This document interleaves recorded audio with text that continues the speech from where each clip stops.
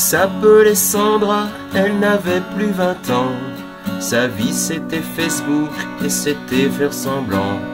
Trouver des followers, des pouces, des amis sûrement. Elle s'appelait Sandra, elle se donnait la peine. Sa vie c'était bistouri et collagène. Elle n'attendait rien d'autre qu'un petit geste, un je t'aime.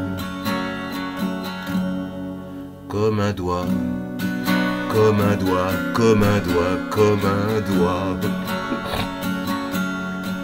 Comme un doigt, comme un doigt, comme un doigt, comme un doigt. Comme un doigt de whisky ou de vodka. Comme un doigt qui sait te remettre en joie. Comme un doigt, comme un doigt, comme un doigt, comme un doigt. C'était une pancarte, une caricature, une façon ironique d'envoyer des injures. Mais on n'a plus le droit de critiquer ici et maintenant.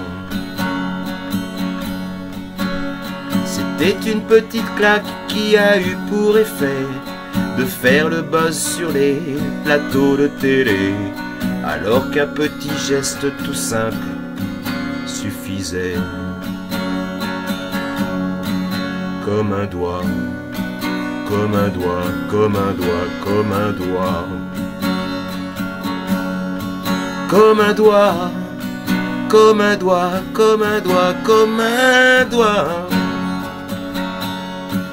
Comme le doigt qu'on nous enfonce tout bas, sans que personne ne dise quoi que ce soit. Comme un doigt, comme un doigt, comme un doigt, comme un doigt.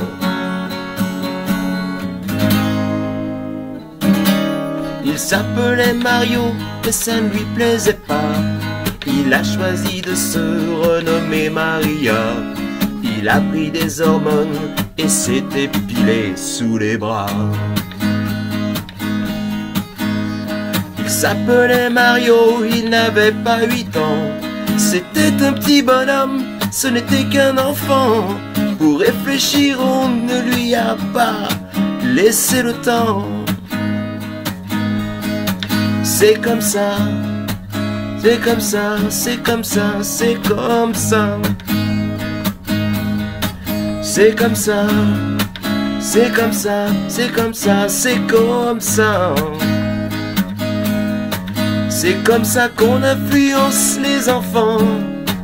L'école c'était pas fait pour ça pourtant.